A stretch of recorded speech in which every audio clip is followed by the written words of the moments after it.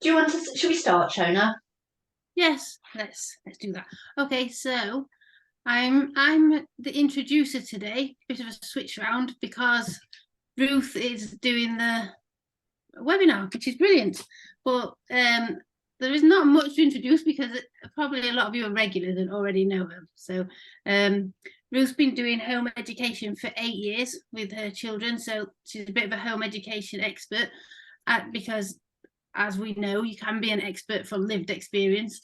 And obviously, if you work like with the community, like Ruth does, especially, even more knowledge and experience. So, perfect person to ask to come and do talk about home education because loads of us, as I bet a lot of people in the audience will know, loads of autistic families end up doing home ed because the mainstream school system isn't always great, and then getting into specialist school is hard as well.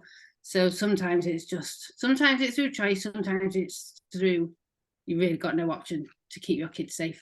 But so great to hear Ruth's views on this and her experiences on how it is as an autistic person. Do we have the next slide about APUK? Oh, yes. Hang on. I was coming out of it then. You talked about me. That was enough, Shona. Yes. Right.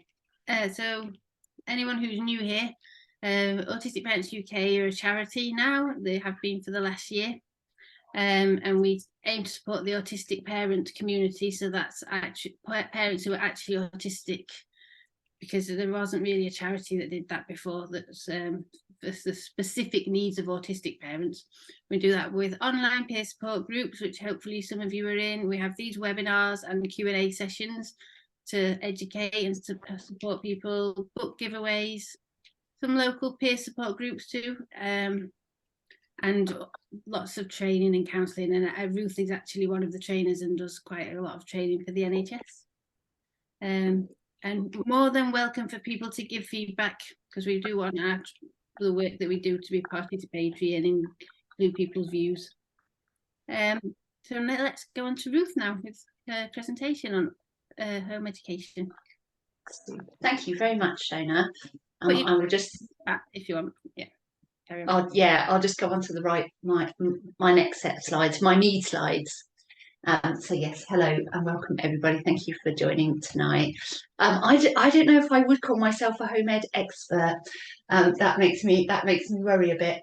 But yeah, I have been home eding for a while, and yeah, I have been home eding for a while.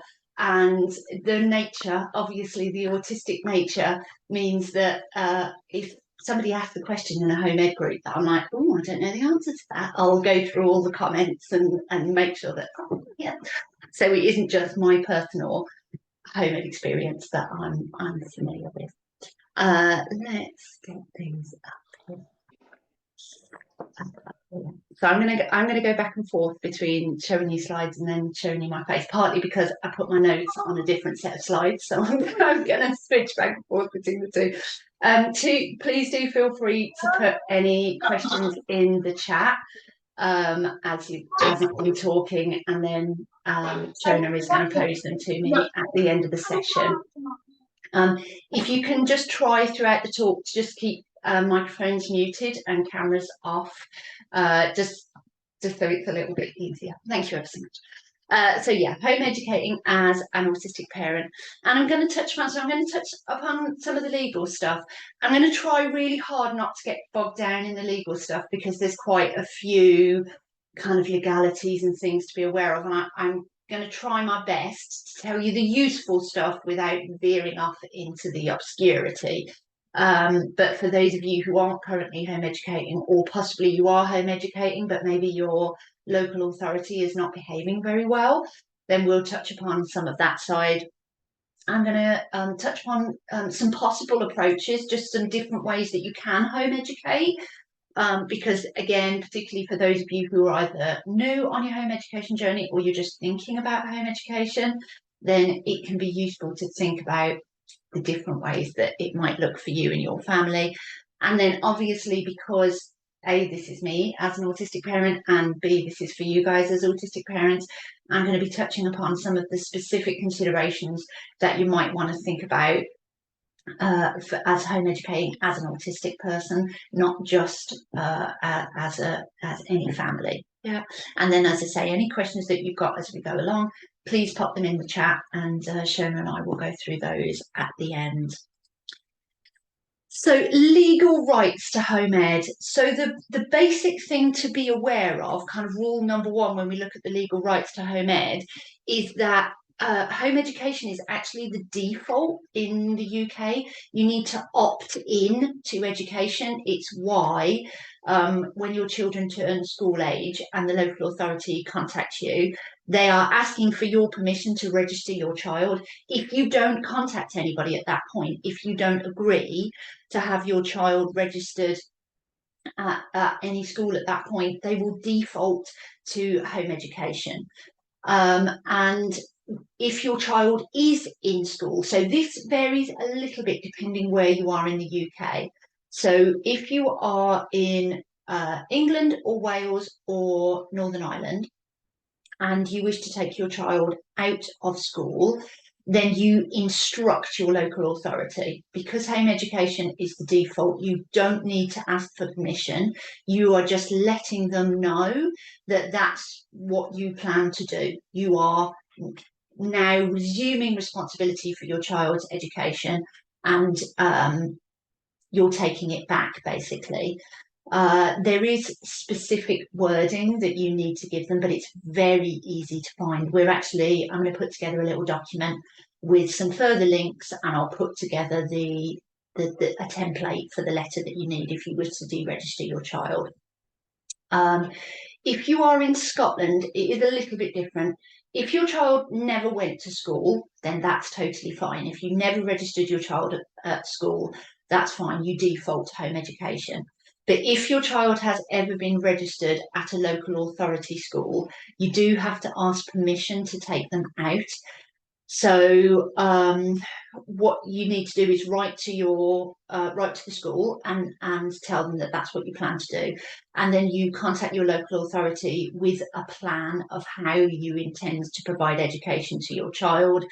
And as long as your plan is suitable, so it's got to be suitable for your child's age, aptitude and abilities, as long as your plan is suitable and there's no child protection concerns outstanding, it's very unlikely that the local authority will not grant you permission. It's quite uncommon for the local authorities to not grant permission, but that's just the steps that you need to take.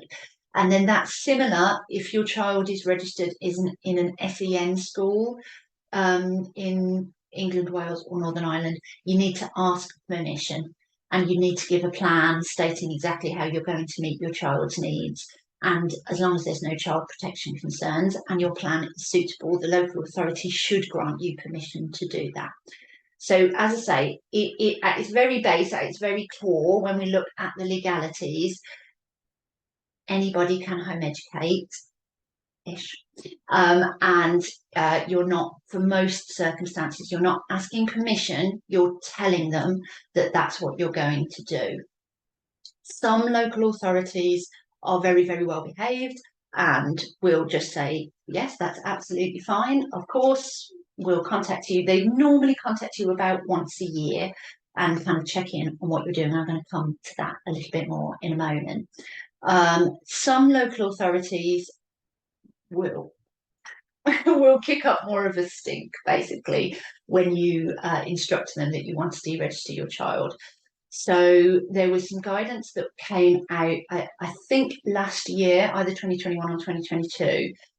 Yeah, it would have been 2022, that suggested that if a parent said to a school, hey, I'm thinking of home education, the school should hold a meeting between themselves and the parent and basically try and discourage them from home educating. Because during the pandemic, loads more kids were taken out of school, and so the government wanted to try and reduce some of those numbers. So they brought this guidance in. But what lots of schools have interpreted that as is when they receive an instruction to deregister a child, they need to hold this meeting. which is not accurate. They don't. Once you've instructed them, it's too late for the meeting, and you can just decline the meeting and say no, thank you very much. And even if the schools kick up a stink, you've given them an instruction, and that's that really. Please do reach out to your local home ed groups. You're welcome to contact me, but you might find more expert advice in your local home ed groups. And there's, again, standard template letters for if your school are failing to deregister or if your school are refusing to take the child off the roll. But ultimately, that's the bottom line. Yeah. It does need to be written. It's no good just saying to a teacher, right, that's it, we're off. See you never kind of thing. You do need to put it in writing. There is specific wording. And same with the local authority, most home education groups, as well as most experienced home educating parents, will advise you to keep everything in writing. That the local authorities, some local authorities will try and telephone you. Quite a few local authorities now will suggest home visits, and they will word things in a way like it's not an option.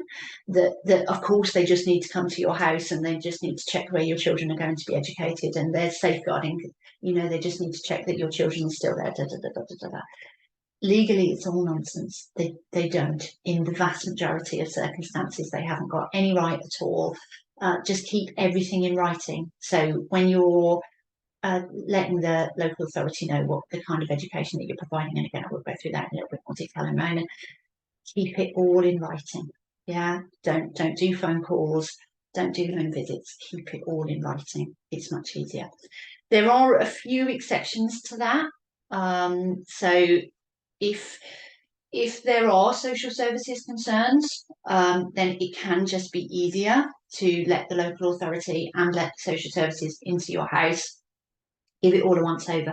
Make sure you've got some fresh fruit on the table and show everybody how shiny and wonderful your family is. As an autistic parent, if you're in that kind of circumstances, it can be have a rest day before. Do very, very little with your children, sit around in your pants on tablets, do very, very little. Do shiny welcoming to strangers in your house, and then have absolutely nothing planned for the rest of the day, the next day, and possibly the day after to decompress after that kind of thing. And unfortunately, Wales changed the laws at the end of last year. They changed their rules with home education. And although their official wording is that you can decline home visits, it's quite hard to do, and it does vary a bit depending which local authority you're under, but they are within their rights to deem your education unsuitable and suggest that your child returns to school because you've declined a home visit.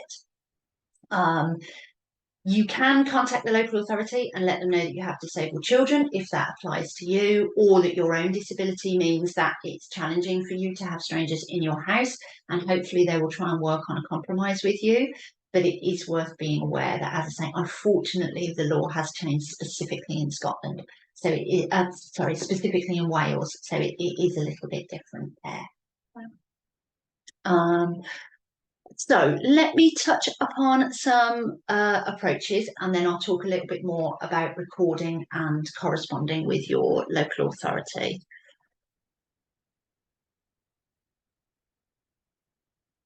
So, and I've put the screen up on my screen, and I didn't actually share it with you, which isn't very clever, is it? It isn't like I do this all the time. So there's a couple of terms that you might well come across if you are thinking about entering home education or you're just starting your home education journey.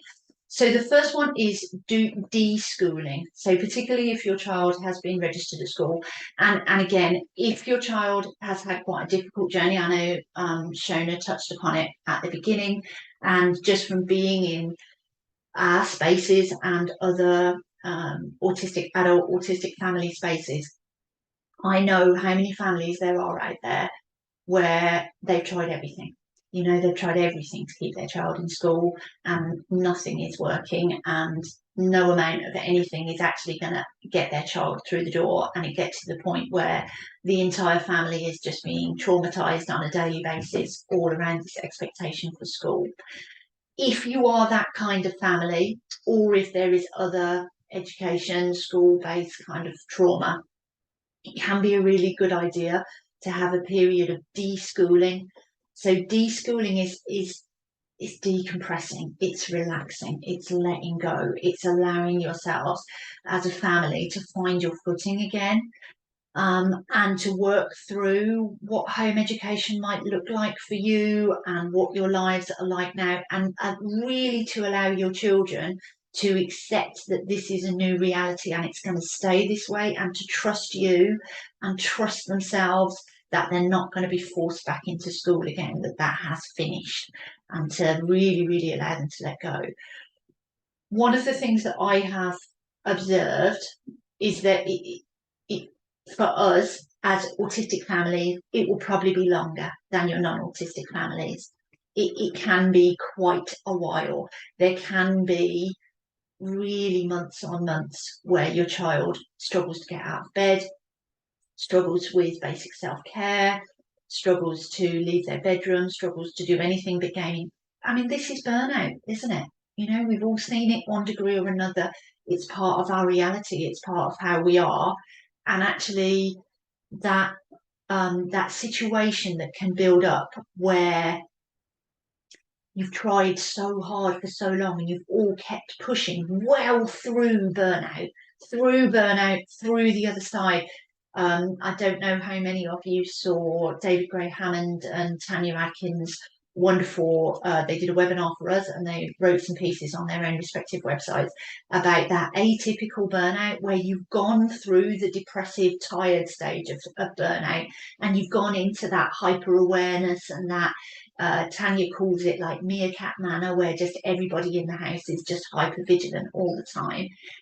To come back out of that, you actually will quite often go back into that kind of, oh, and now I just need to sleep loads, and I really struggle to talk to people, and I really struggle through, you know, day-to-day stuff. So your first bit of home education is unlikely to be shiny, Instagram friendly, you know, getting all the photos of your children merrily stomping through leaves, or going swimming if it's summer, or baking in the kitchen with you, or, you know, it's probably not going to be that. It's probably going to be lots of quiet, lots of thinking, lots of reflecting, lots and lots of rest. But one thing I would say with that deschooling process is not to use the terms deschooling either with the local authority or with the old school. It is a reality that a lot of home educators go through, but legally the local authority expects you to be providing an education from day one. Now, you are providing an education. What you're teaching your children is that rest is important, and recovery is important, and that trauma is real, and that you love them, and that you respect them, and that their bodily autonomy is theirs, because that can often go as well with that being forced through the school process. You know, you're teaching them loads of really important stuff. You're teaching them regulation skills, but it is not lying, because we would never lie to the local authority, but it's just being sensible with how you word things to your local authority about what that period looks like and what the education being provided looks like. And again, if you want to ask more questions about that, then please do, and I can expand a little bit. But yeah, just don't use terms like deschooling. Don't use terms, you know, don't tell your local authority that your 14-year-old has locked themselves in their room and is refusing to shower, because they will start the process to get your child back in school and the whole thing starts. So once you have recovered, or if you haven't had that, you're just choosing to exit the school system for other reasons. There are many valid reasons to want to home educate, as many reasons as there are families, really. I actually didn't take my children out because they were struggling massively in school. My eldest went to school till about halfway through year 2, and actually my main thing for taking him out of school was that I didn't like the national curriculum. I didn't like what they were teaching children. And then as time went on, we realised that we were all autistic, and that, you know, there had been struggles that I hadn't seen, and I was very pleased with my decision, but it wasn't it wasn't that my child was struggling massively or obviously with school. So once you've got to that period where you're ready to kind of settle down, we've got unschooling, and that's an approach that you might well have come across a lot in home education groups and talking with the home education parents. It isn't not providing an education, it's a child-led, interest-based education, which can be really fantastic for autistic families because they allow that hyper focus. Your child can learn about anything that they want to learn about, and what you are doing is providing them the skill set to do that. You are just showing them how we learn things, and you might be thinking more about trusted information sources and that kind of side of education. You're not necessarily relaying facts in any way.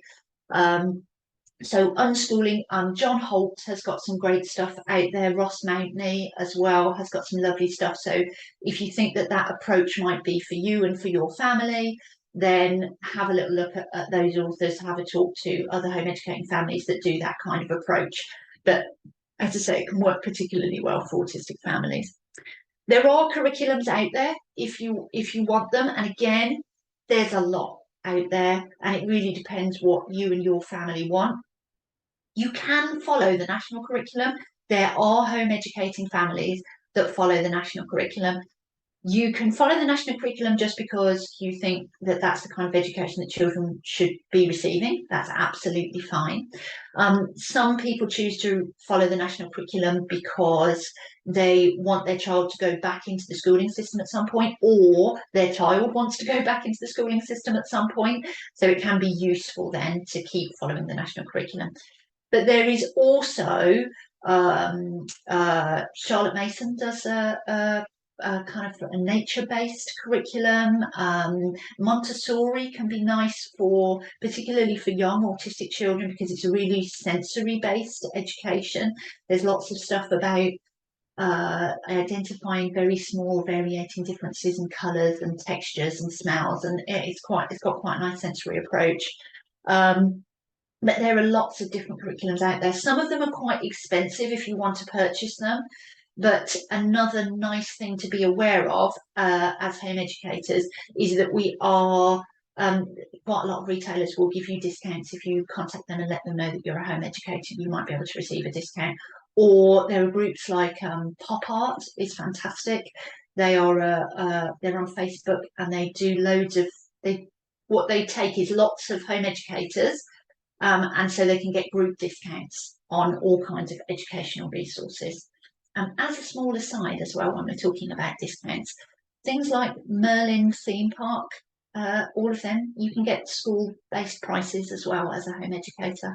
So there are some small perks as well to being a home educator. You can use tutors. All of this does have to be done at your own expense, and it is one of the things that you need to be aware of as home educators, that anything you're doing, there are no grants out there. Your local authority will not give you a penny. This is all on you. So one of the considerations to have is around the financial side. Absolutely, there are autistic families that use DLA, children's DLA, towards the tutors or groups or sessions or whatever they feel is beneficial. I do that. 2 of my children get DLA, and some of their DLA goes to fund the education side. But you don't have to use tutors, but it can be helpful. And it can be helpful with the local authority as well. If you are worried about that side, tutors can give you reports and things that you can give the local authority. It makes it all look a bit more official, doesn't it? There are all kinds of home educating groups. There's lots of social groups. So if you've got that kind of family where you want to go out and socialise, you want your children to make friends actually, it doesn't need to be their own age. It's one of the lovely things about home ed is that actually children will socialise quite further outside their own age group than schools allow them to do. Again, have a look on social media, look at your local home educating groups, and there are likely to be regular park meetups, that kind of thing, library meetups, free venues. Most home educating families, in my experience, are not massively wealthy, and so free venues and free meetups do tend to be popular. If there isn't any in your area, it could be worth just seeing if 2 or 3 other families in your area would like to do a meetup, and you can meet some other people, meet some other families. There are also educational groups. So in my area, there's things like there's a home educating horse riding group that my kids love. There's home educating dance groups. There's home educating kind of more formal. So there's home educating maths groups, home educating English groups that actually meet up and then do activities together. There was, with my 2 younger children, I was doing science, like little science sessions with them, which were really nice, where they've got experiments and other children, that kind of thing. So have a see what's out there. Again, it can be cheaper than tutors, but it's more formal learning that you're not needing to take all of it on yourself if you want to go down that route. And then there are just really, I mean, my brain wants to say infinite numbers of apps and online resources. There isn't infinite numbers of apps and online resources, but there is an awful lot out there. And again, it can be really useful to talk to other home educating families about what they're accessing and what's actually useful. And if you are able to access group discounts, or if you're able to access a home educating discount by contacting them directly, it can be worth seeing. But there is quite a lot of free stuff out there. Khan Academy, my kids access, which is free. The Oak Academy that was set up during COVID, that's all free, particularly if you want to follow national curriculum type stuff. But there is, you know, loads out there, and it can be quite you know, kind of your more formal and traditional type areas, you know, so English and maths. But it can be for anything else as well, because again, one of the joys of home educating is you don't have to teach your children history and geography and RE and science. You can teach your children anything that they are passionate about and want to learn about.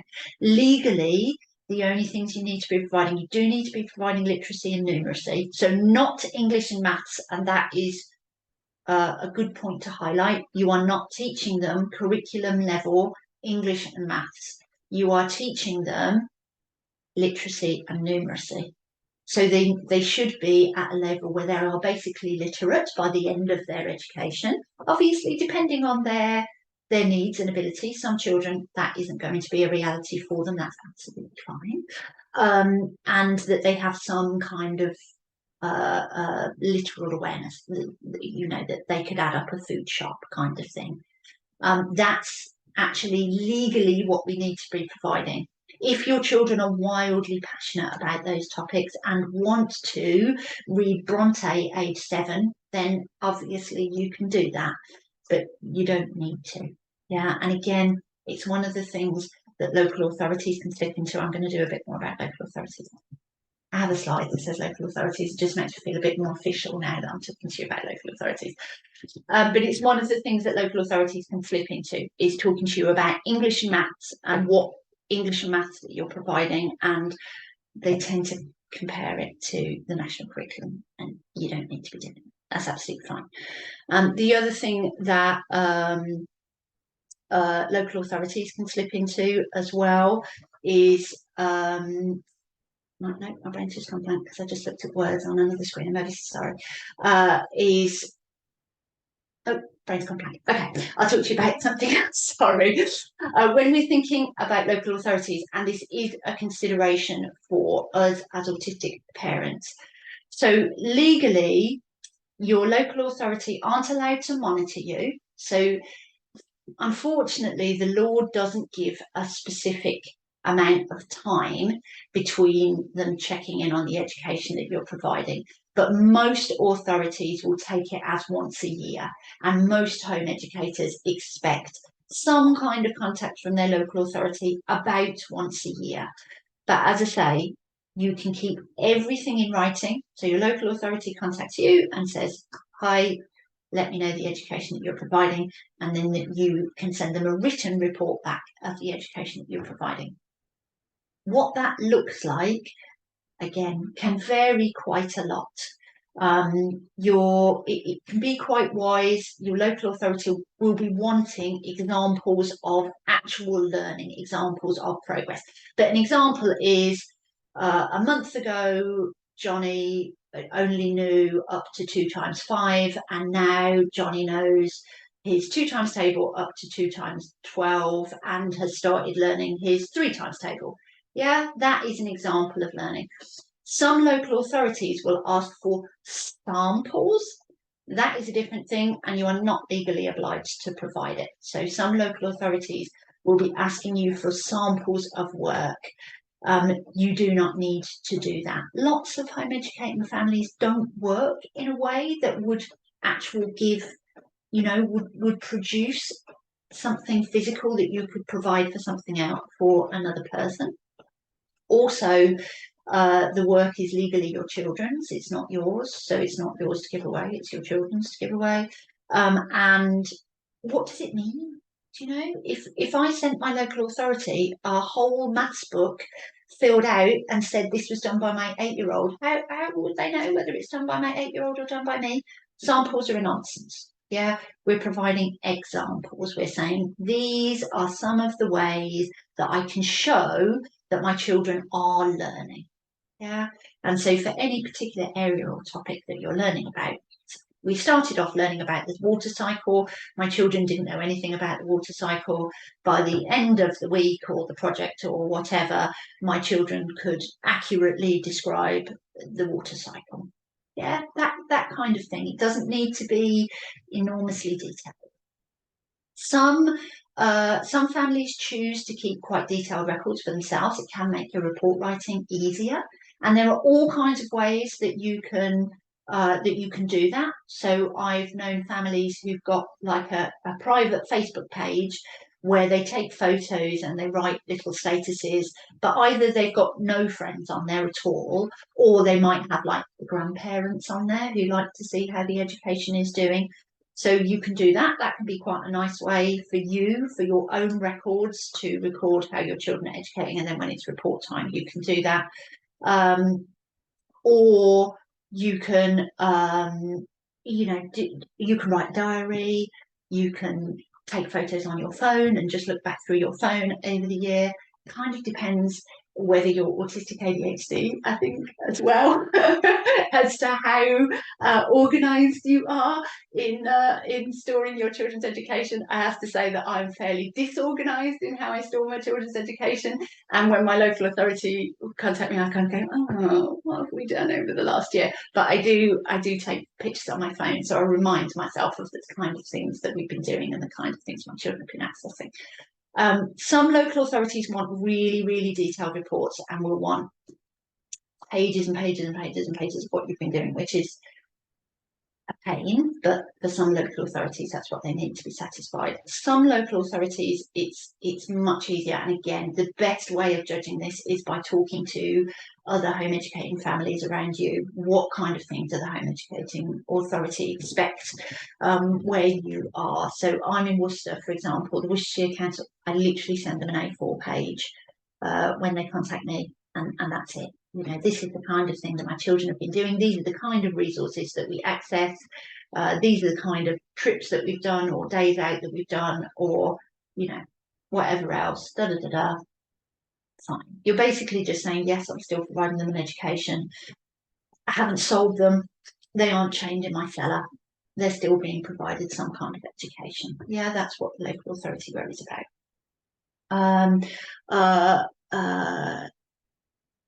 Yeah, so I said that I touched a bit more, didn't I, about keeping everything in writing and not having home visits. I did think of another situation where it can be helpful to have home visits, which I did want to touch on, which is if you and your the children's other parent are no longer together and it is a bit acrimonious, and the other parent is suggesting that they would really like the children to either go to school or return to school. it can be useful to have a local authority person come into your home, approve the education that you're providing for your children, and write a report that can be presented to court. As long as the education is satisfactory, courts do tend to favour whichever education the children are already receiving.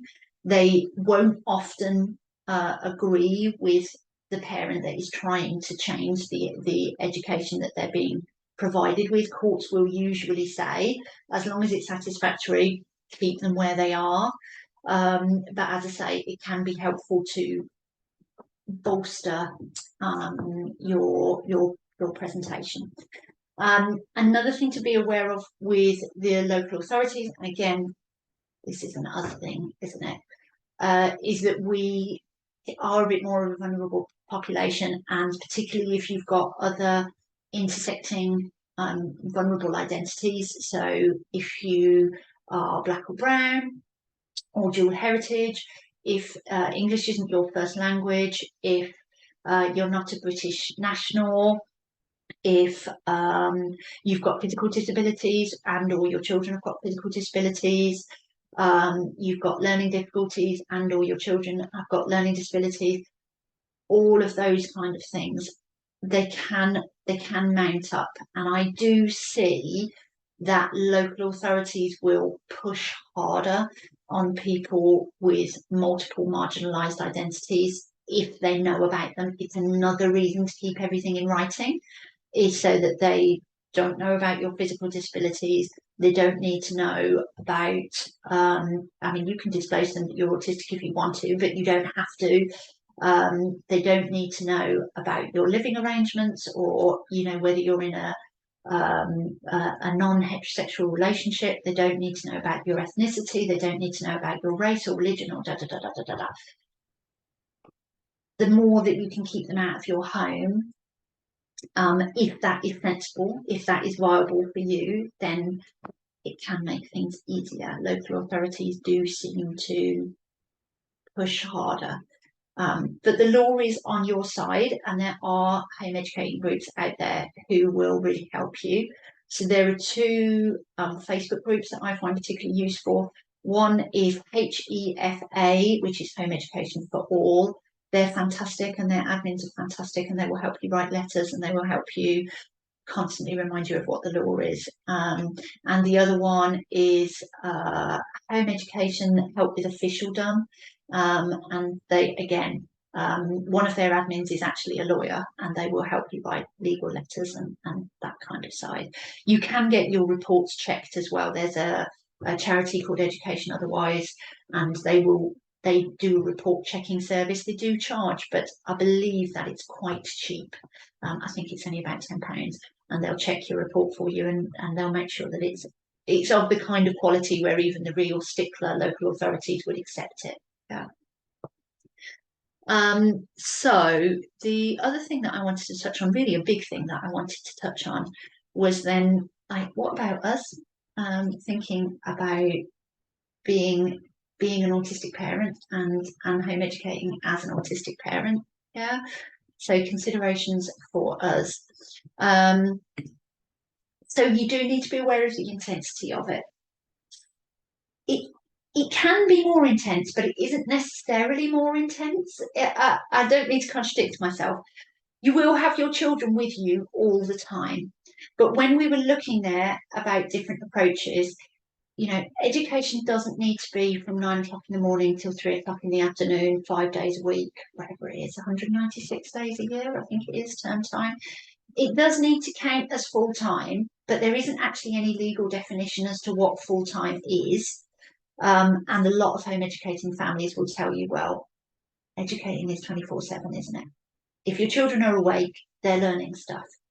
And it's just about the wording of exactly what they're learning at each time. So in some ways it can be more intense because you have got your children at home with you, and you become the primary source of what it is that you're doing each day.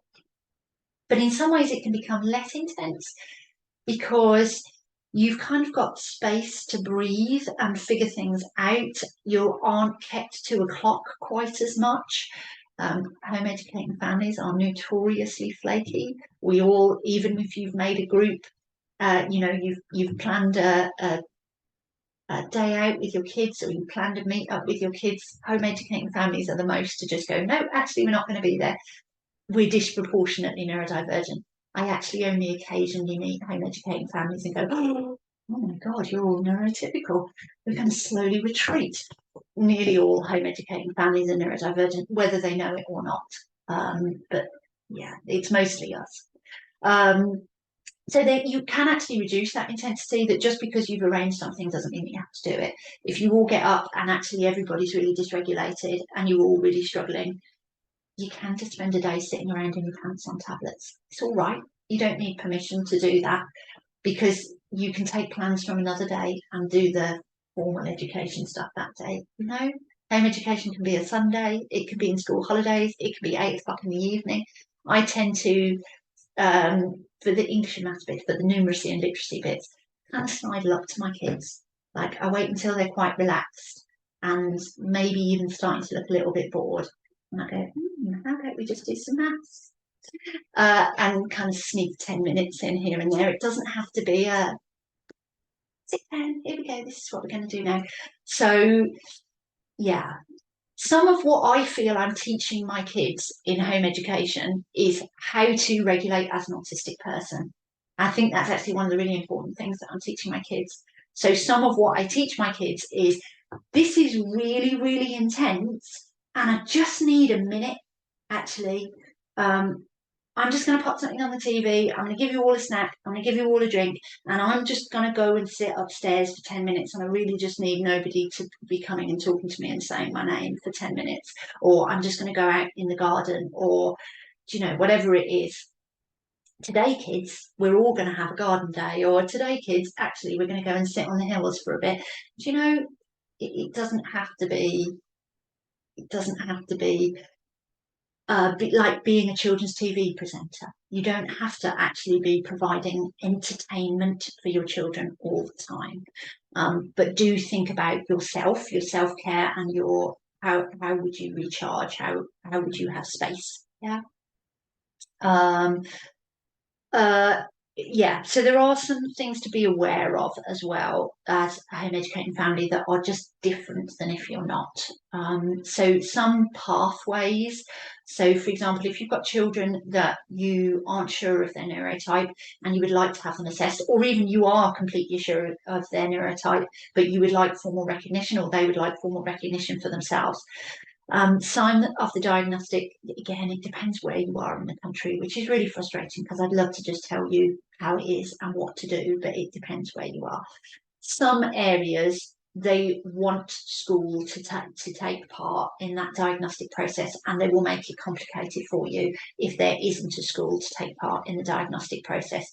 Again, legally, you can home educate your children, and the NHS is not allowed to deprive you of the service because you are home educating your child, but they can try.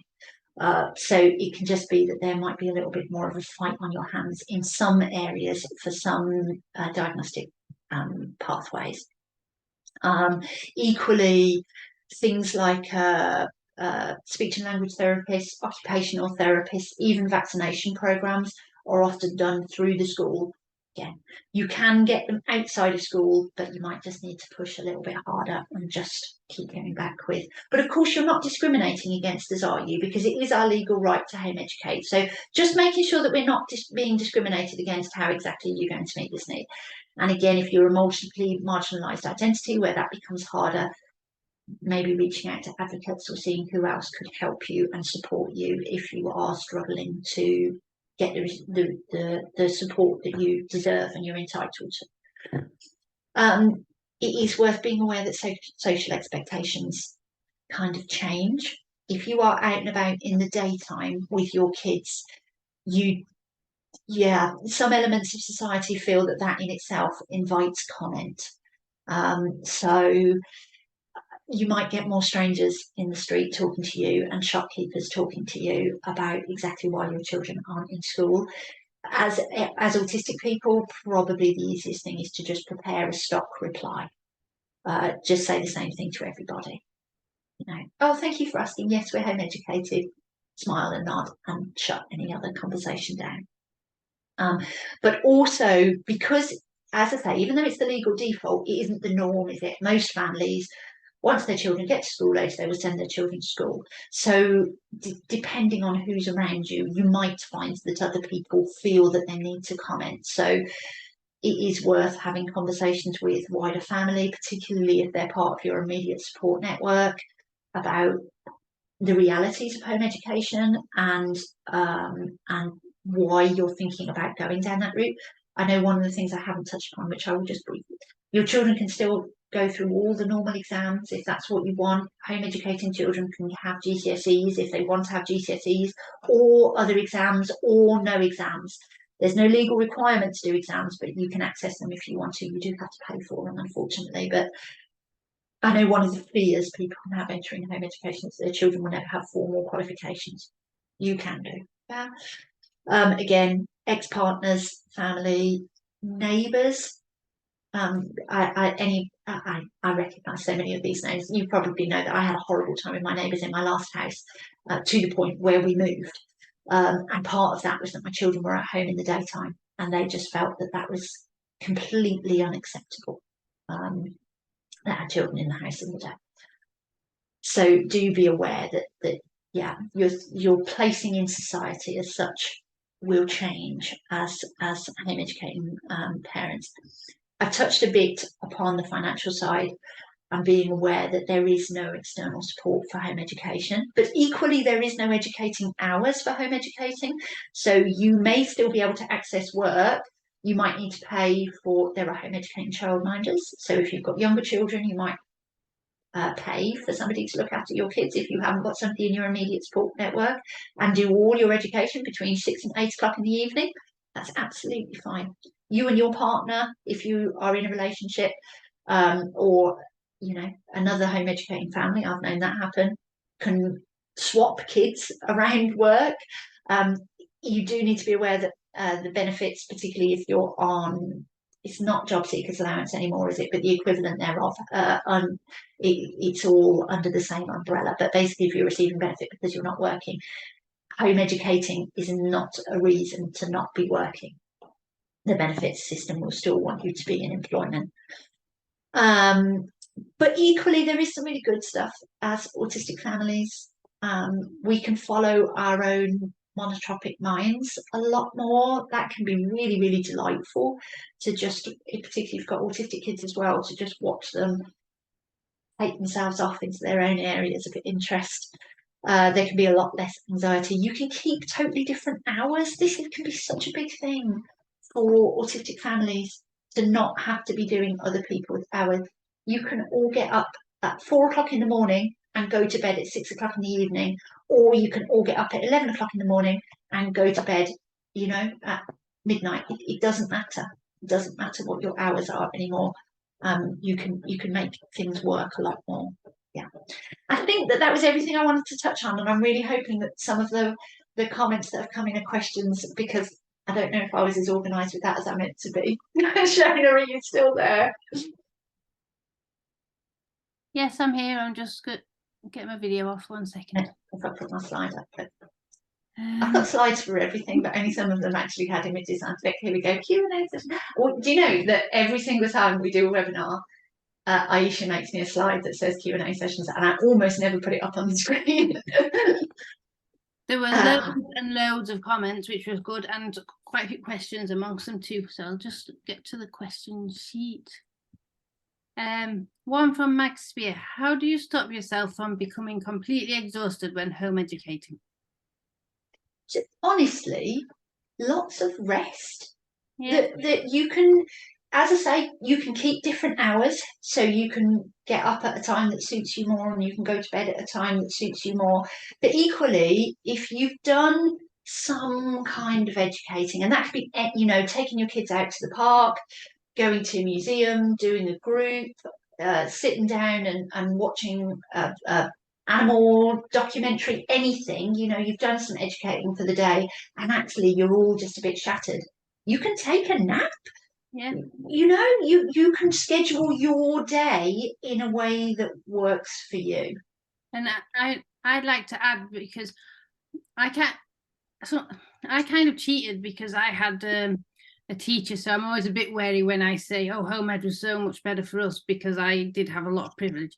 But my teacher, who was from a mainstream school and was used to teaching a class of 30, she said that she could spend an hour at the table just doing, because we used to do a little bit of like formal at the table sort of learning before we would go out and do something fun. And she said within an hour she could cover the best part of what she'd do in a whole day at school, because of, in a class of 30, all of the wasted time that they have moving around, managing kids' behaviour.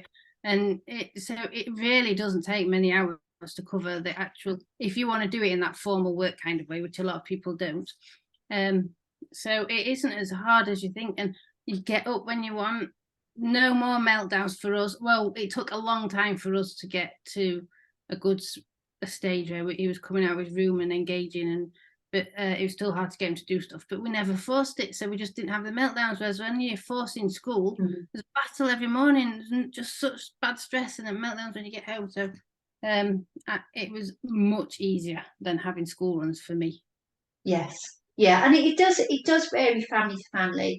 If you are a single parent, it can be harder, and it might be having having conversations with your wider support network about when you can have an afternoon off, and then spending that afternoon in whichever way feels restful to you. I know that for some people that will be literal sleep, and that's totally fine. And for some people it would actually be engaging with a special interest or something that they're really passionate about, and that allows their brain to get into that monotropic flow, which allows us to kind of really regulate and reset at a deep level. So whichever way feels restful to you, it can be. And I know that this, I'm really trying to be realistic about this, because I know that people are at all different levels.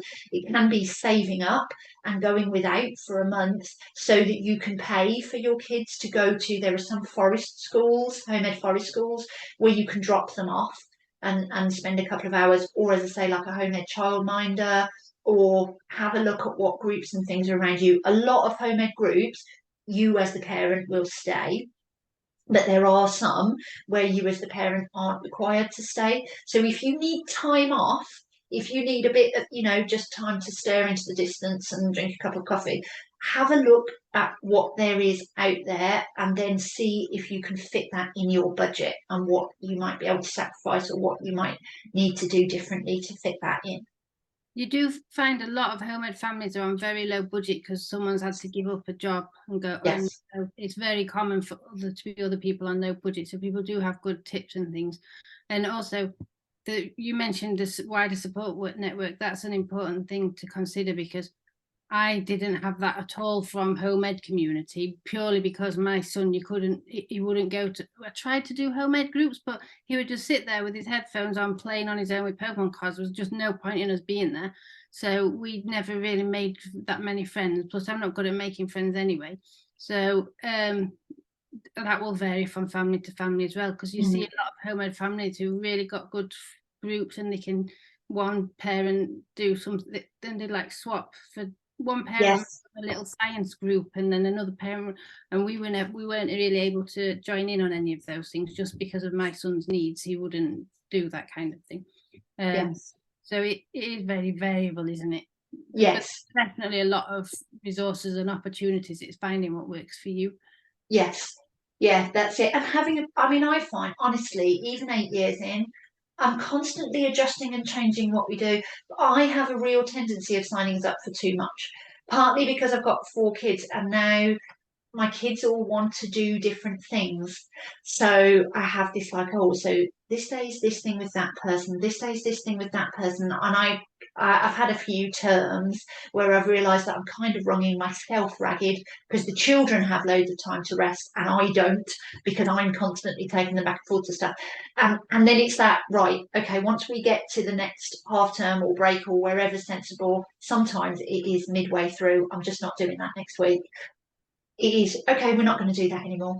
I'm just going to change things around. We just need to drop some stuff. We just need to move stuff around. And again, it's the joy of home ed, is that you're not really committed to any way, shape or form of doing it. You can keep changing and keep going, that doesn't work for us anymore. I'm going to try something different. And from if we're talking about finances, you often get better deals when the kids are all at school, and my son could not access anything with other kids there, but we would get whole trampoline centres to ourselves because they were at school, and it was awesome. It was open just for us. And in term time, holiday time, we couldn't go to anything again. We were trapped in the house because my kids hate it. Yeah. School holidays, my kids are like, why are there people in my park? Yeah. Why is there park? I'm actually loves because it's not ours. It's owned by the council. Other children are allowed to come. But it is that kind of thing, isn't it? Like, there are hundreds of children in the trampoline park. Yeah, I know there's normally only 6, but that's because we only come in the. In fact, my girls last week, it was half term here in Worcestershire, and my eldest boy's nana came down and took him and my younger boy out, and so I had my 2 girls. And I said, look, honestly, I will take you anywhere, but it is half term. So if you ask to go to, we've got this inflatables park close to us. I said, I will take you there, but it will be rammed with loads of, and the girls were just like, no, let's not do that then. No, that's fine. I just wanted to be honest. I normally volunteer, but it will all just leave and have headaches. So let's not do that. Yeah. What, any other questions? Yeah, there's quite a few. I was going to home ed my son for secondary. He's in year 5 now. Do I just need to not register him with the secondary, or do I still need to deregister him? No, just don't register him with the secondary. I don't mean to. I would be vague in year 6. So there's your son's primary school will ask you where you're sending him and what you're doing. Be vague and tell them that you're thinking about it. Because if you tell them that you're going to home educate, it gives them a year to, I mean, they might be lovely. There are lots of lovely teachers out there, and there are lots of lovely schools who will just go, oh, best of luck to you, no problem. But there are some that will spend a year drumming up reasons to make it really hard for you. So personally, I would choose to be vague. But no, you don't need to deregister. Just don't register him at a secondary school. It does come up as a red flag to people, doesn't it? Yeah. I've got a question. I'll later when I get to my question, I'll say what I wanted to say, because yeah. Right, Jude Geddes. Any advice or encouragement on home editing whilst in autistic burnout? I've been home editing my children for 8 years and love it, but just can't seem to get out of burnout whilst meeting everyone's needs. It's really hard, isn't it? And yeah, I mean, I've definitely been there, and it is really challenging. I found COVID really hard, lockdown really hard. I was in one of the worst burnouts like ever. It was really, really, really, really tricky. So it's cutting everything down to essentials, and I mean like self-care down to essentials, housework down to essentials, so that you're not wasting spoons. Like I mean, I don't know. I mean, it's hard, isn't it? Because I don't know how much other people do in the house, but like, don't vacuum your ceilings for the love of all that is holy. Feed your children 3 meals, keep everything legally clean, like whiz your vacuum around once a week, kind of thing. But everything at bare minimum. And then again, so coming out of burnout is twofold, isn't it? Because you do need to get some rest, but you also need to have something to come out for. So you need some of that gorgeous stuff as well. So it might be on the days where you've got spoons, spending some time in nature, whatever you're close to, take a walk in the woods, or go up some hills, or sit by a river somewhere, or I mean, if you can get to the beach, then marvellous. But I'm aware, obviously, in the UK, only a small portion of us live by beaches.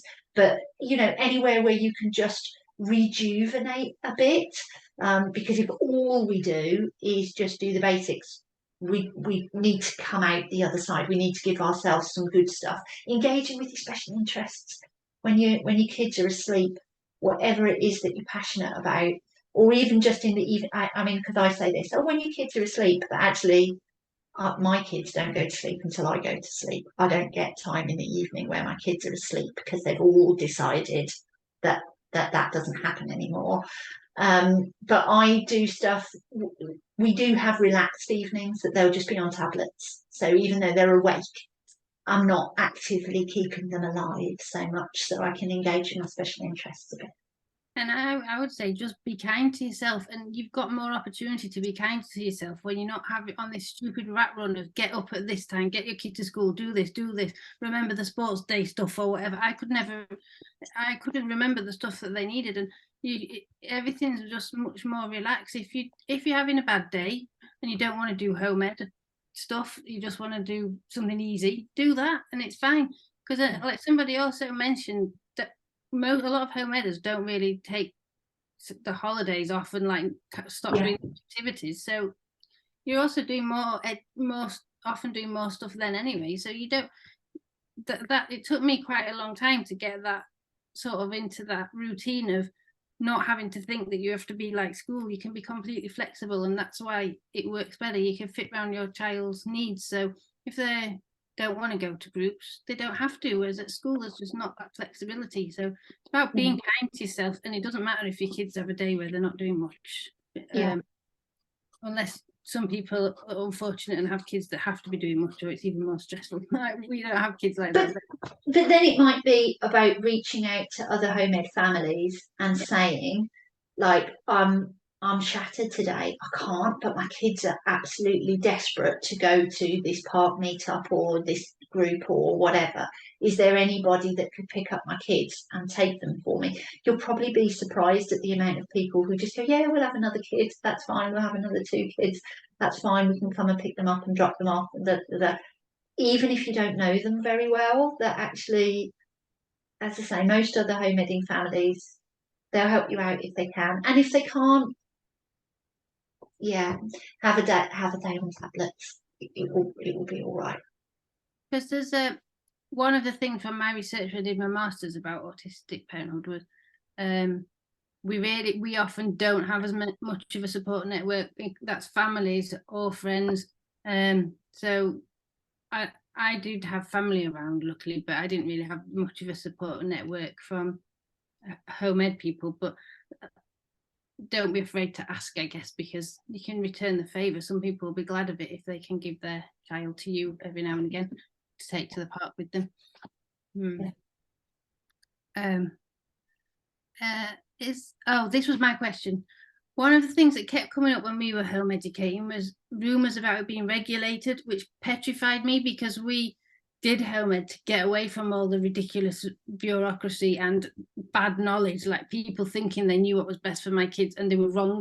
So I was petrified they were going to start coming to home ed and say, you must do this, and it'd be ruined.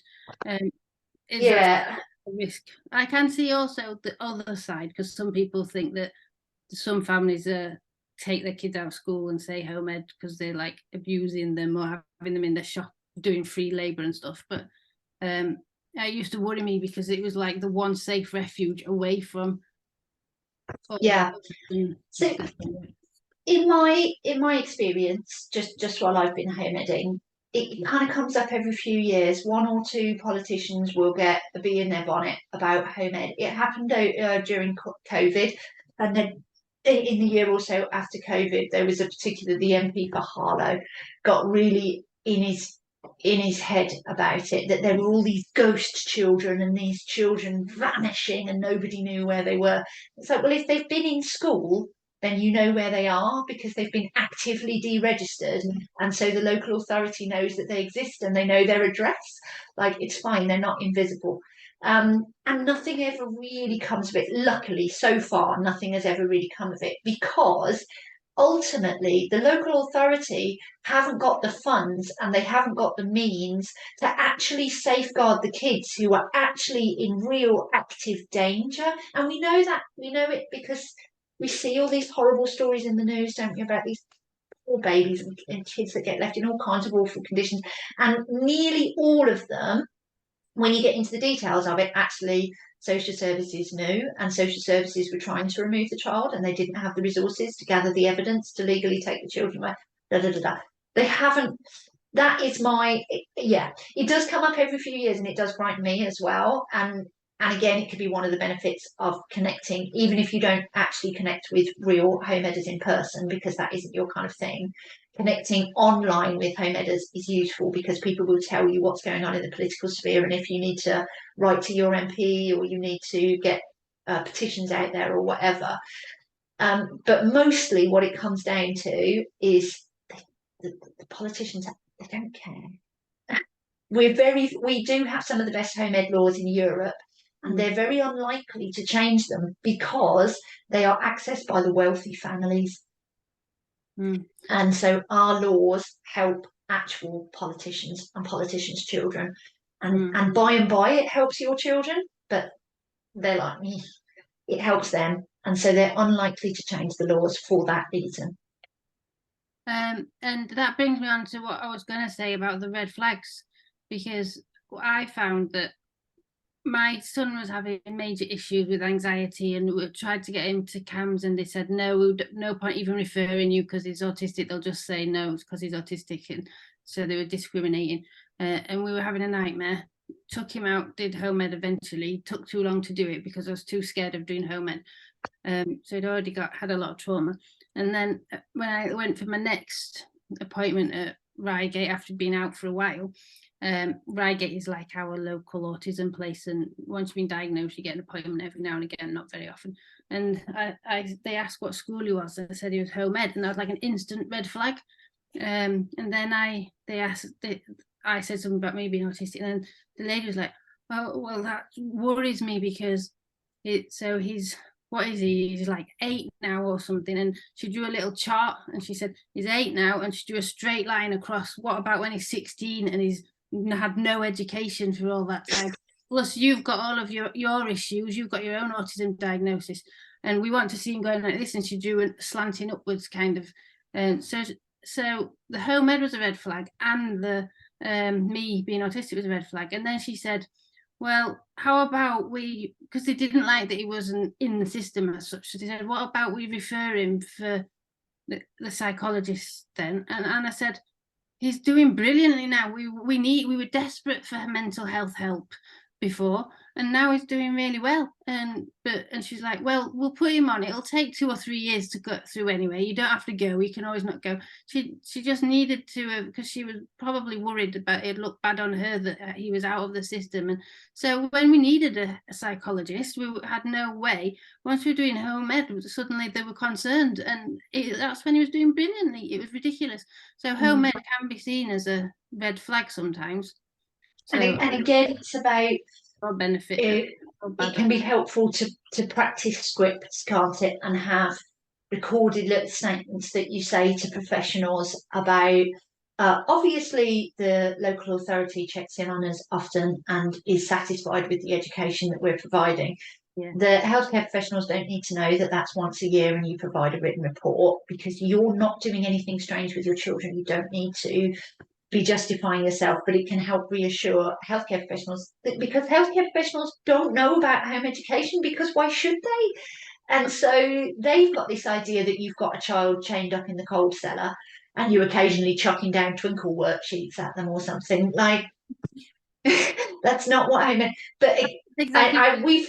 We've had some interaction with healthcare professionals. Fortunately, it's all been positive. But I've just had that little set statement of, they're home educated because, as you can see, these are not school-shaped children. These are not children who would do well within a formal education setting. And so I provide their education. The local authority is happy with the education that I'm providing. My children do very well, but we're struggling with whatever it is that I'm seeing the healthcare professional about. So just some set. Needed a nice script, because what I did exactly what you do when I just burst out crying. Yeah. But it's like, it's hard in the moment, isn't it? Bigger for me when someone who clearly knows less than me patronizes me like that. Yes. And I know I'm right, and I'm not very good at just thinking, oh, just let them be wrong. Yes. No, me neither. And I just burst out crying, and then that probably got written down as well. But then it was fine after that. It was fine. And the next time I saw the same woman, she was really complimentary and saying, oh, you've done a great job with them and all this stuff. It was really good. But and when some of us, are not good at suddenly on the thinking of answers like that. So it is good to plan ahead. Yeah. Yeah, I mean, literally a scripted answer. If your children have got other medical needs and we'll be seeing healthcare professionals regularly or semi-regularly, because it's the NHS, none of us see healthcare professionals regularly, some healthcare professionals will question you, and it can be really useful to just have a child was struggling with X, anxiety or socialization or bullying or whatever it is that you want to take child out of school for. Child was struggling with X. We have found since they are home educating that anxiety, distress, whatever it has gone right down. Thank you so much for your concern. We'll let you know if there's ever anything that you can help us with in that area. Something like that. Just how well you doing? A little. Yeah. They were like trying to throw services at us, and we were desperate for them, and we were being ignored. And then how it was doing so well, and she just wanted to write down that she'd referred us to cover herself because she sees Yes. Oh, it'll take 2 to 3 years to get to the top of the waiting list. So what's the point? Yes. Help is it? And you don't even need any.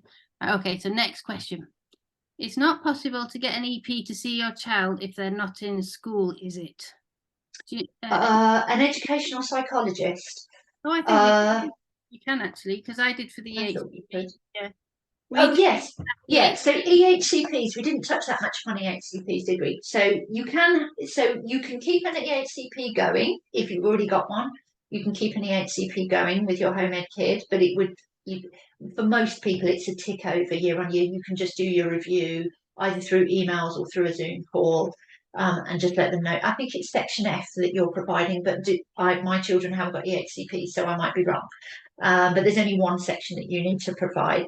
If you want your child to be assessed for EHCP, then yes, you follow the same procedure as if your child was in school and you're doing a parent application rather than a school application. So you contact your local authority and go through the process that way. I have to admit that I'm not mega informed about it because it isn't something that I've done personally. I would reach out to other home ed families who've done that and find out the exact steps, but I know that you can definitely do it if you want to, and so I would say that seeing an EP is part of that process. My experience was we got our EHCPs while they were being home ed. The first child was fully deregistered and we got him an EHCP to get him in a specialist school and we're home eding in the meantime.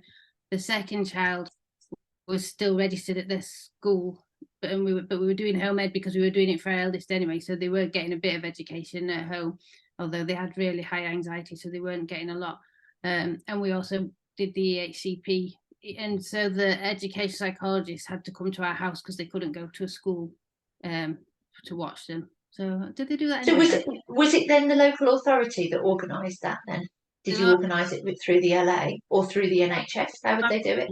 The local authority sent their educational psychologist. We did get a private one as well because we didn't want to rely on theirs, but they'd already done theirs. And it took so long to do the whole EHCP. It was complete. What he'd written was complete out of date by the time we got to tribunal anyway. But yeah, they did still do it even though we were home educating. Right, next question. This is the last one. Any advice on helping your child, 6 in brackets, process her school trauma? She's been out of school for 8 months and still talks about specific traumatic experiences she had at school. Is it just about listening to her and letting her tell her stories? So personally, yes, that's what I would do with my kids is listen. So as I say, my children specifically haven't got educational trauma, which literally is luck, not judgment. But they have had traumatic events, and I do find that they need to tell the story, and quite often they'll tell the story using exactly the same words over and over and over and over. And I think my way of understanding it when I think of my own brain, and I think I've spoken about this before through Autistic Parents UK stuff, is that I like to file stuff away, right? I like to categorize it and kind of put it in a section in my brain.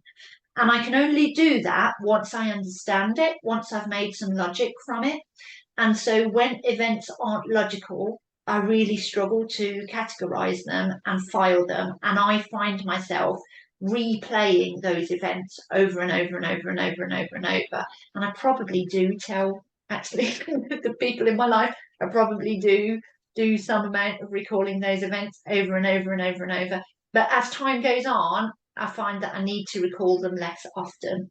But when they come up, I still need to, either for me or for my children. If it's for me doing it, hopefully the people around me would help me. But if it's my children doing it, it would be me who would, okay, oh, we're thinking about this story today. Okay, fine.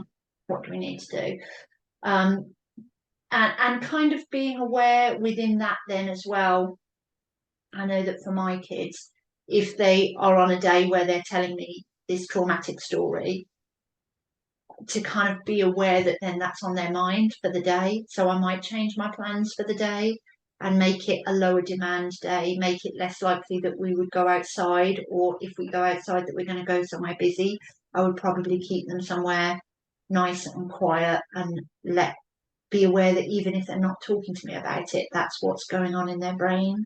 Does that make sense? Sorry, go on, Shona. Oh, sorry. It does make sense. I was just going to ask you the next question, but maybe you hadn't finished. I was just going to say, if it gets to a point where it seems to be affecting her day-to-day life and affecting her day-to-day well-being, that is a time to reach out and see if there's some professional support that can help catch you. There was just one last question that someone just added. Somebody wanted to check what is an EHCP and what would you get an EHCP for? Oh, okay. So it's an education healthcare plan. To be honest, for home educating families, they normally don't have a huge amount of use because it is about the support that your child is receiving and additional support that your child can receive. But as pardon? Should be receiving. Should be receiving, indeed. Legal document that says they should get this, this, and this. Yes. But even once you've got one, if in a mainstream school, you still often have to fight to say you're supposed to be doing this, you're supposed to be doing that. So yeah, that's essentially what it is, isn't it? A legal document. Yes. What might have been happening before you got the EHCP, if you got a good school and they were put in place, this is just a legal document that says they have to do it. Yes, and it should grow with your child. So as your child's needs change, that should be reflected within the EHCP. So it can be useful to keep it going, even if you're doing home ed. If you've already got one, you can keep it just ticking over, because then even if you are going to keep your child, or your child wants to stay out of mainstream schooling for primary school and secondary school, they might still want to go to college, or they might want to go to for some other kind of higher or further education. And an EHCP, I think it's 25, isn't it? An EHCP lasts up to, yeah, or can last up to. So it should take them through their educational journey and be a legal document between the child and the education provider as to how their needs are being met. But if you are home editing and only ever planning to home ed, you probably won't get a lot of benefit out of an EHCP. I think the only other thing that I'm just going to touch on, just to confuse you all, is if you want to aim for EOTUS, which is education other than at school, which is basically where your local authority pays for your child to receive some other form of education. That can look like tutors, or it can look like, I've known people who've used it through kind of equine studies and that kind of side. Then again, you can apply for an EHCP as a home educating family. And if you can get the needs recognised, that actually the only way those needs are going to be met is through EOTUS, you might be able to get an EOTUS package from your LA, but EOTUS is hen's teeth. It's really, really, really, really, really, really hard to get. And then it still might not meet your child's needs. I haven't heard of many people who have it, but I have heard of some really good packages that people have. And it's silly that they don't do that more, because like my kids both now go to a private specialist school that the LA pay for, which is really expensive. But as the EOTUS doesn't have to be that expensive compared. So like somebody said in the chat that, I can't remember where they said they were, but maybe Canada or something, but the authorities fund home ed and give financial support towards home ed. And I just think it's ridiculous that they don't do that here, because there could be so many much happier kids, because a lot of parents don't do it because they can't afford to do home ed, they have to work or whatever. I think they don't want to be seen to incentivize it. Yeah, I think that's what it is, that they worry. You know what the politicians are like? They worry that the filthy working class would choose to take their children out of school, and they might all enjoy themselves far too much. They might all have fun and be well adjusted, and then realise that all our politicians are deeply corrupt and overthrow them all. So no funding home ed. I don't want to be too negative about school because I know it's brilliant for some kids. Hopefully that didn't come across as really negative about school. I was about to say something very negative, that's why I said that. I find that the way school is going, more and more kids are struggling. There's more focus on data and rather than children, and and it's even teachers are getting more stressed as well, not just the children. So I think it's harder for kids now than it was when we were young, and I didn't find by miles really easy. So I just can see more and more people ending up towards home ed, not necessarily by choice. I mean, officially ours was, what's it called, elective home ed. It's like utter nonsense. We did not choose home ed, we were forced into it because nothing was working. Some kids do thrive in school, but there are a certain proportion, and it's getting higher, I think, all the time, who will just never thrive in a mainstream school. And to protect the mental health, which is way more important than education, if you ask me, sometimes you have to take them out. And another thing that you have to remember is you can do your education at any point in your life. So I'm in my 40s and I'm doing a PhD. I did a master's in my 30s. You don't have to stop just because as you get older, you can keep learning, can't you? So there's no, you don't have to. Because autistic people often develop differently. We might be way ahead in some areas or way behind in others. So we can follow our own development. If you're not ready for GCSEs at 16, do them at 18 or something. That's it. Or, I mean, but you can also do the opposite, can't you? And I've come across home eding families where their kids want to end up with 5 or 6 GCSEs.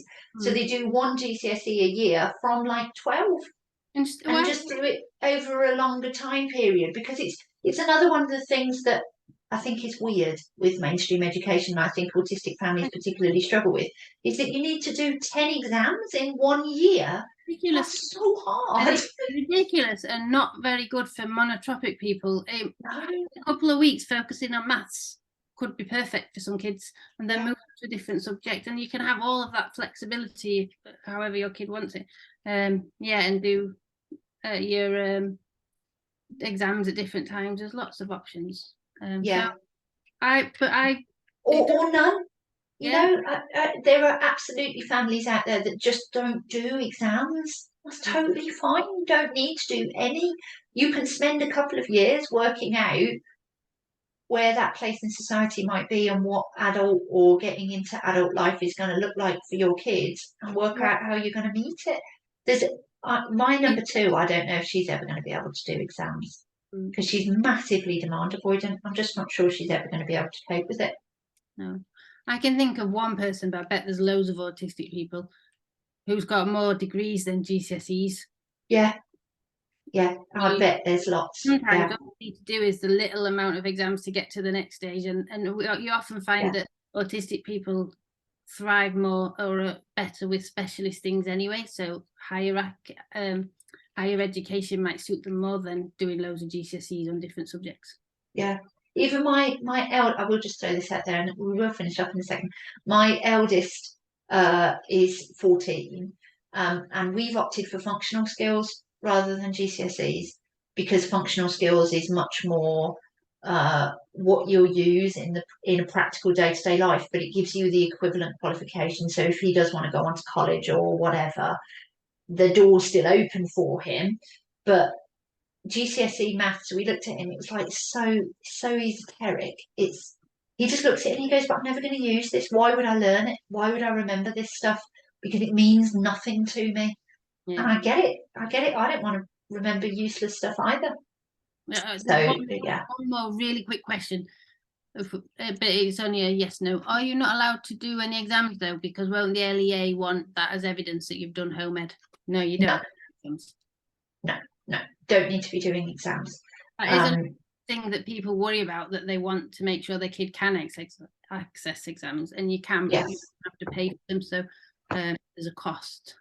Yes, yeah, there's a cost, and you need, and for it depends where you are in the country as well. That some places there's a few different venues that will host, and so your child can access GCSEs. There are some colleges that have actually got home ed 14 to 16 courses, and your child can do part-time education at college, and particularly get maths and English GCSE. Some colleges will offer things like drama or IT, maybe a science GCSE as well that you can do there, and then it's paid for by the local authority. And But they if you haven't, college, sorry, they can start college at 14 as well. 14, isn't it? Yeah, it's 14 to 16 course to do GCSEs.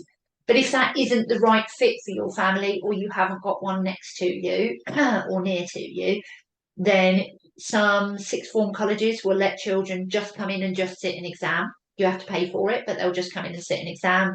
And there are now online provisions. That's what we found for Morgan's, my eldest's functional skills, is that there's a couple of different online places that you can do, but that you just set up a webcam, so they check that your room's empty and that you haven't got documents around and there's nobody else behind you whispering the answers to you, and then you just do the exam online. Yeah, that's totally good. fun. Yeah, we probably should say bye now because we will, because we've overrun. Aisha's messaging me going, yes, still talking, Aisha, I will stop. So thank you very much for those who came. I'm sorry if it was a bit rambly. I hope that it answered any questions or queries you've got. If I can be of any help, either with home ed or other stuff, you know where we are. Come find us, reach out. You can PM me if you want. And thank you, Ruth. Thanks to Ruth for doing that. I think this is a good one to have recorded because it's the one that people want when everything goes wrong at school and they like start thinking. Yes, so it's good. That's what I was thinking. Come and find us. Okay. Thanks so much. Bye bye. Bye bye.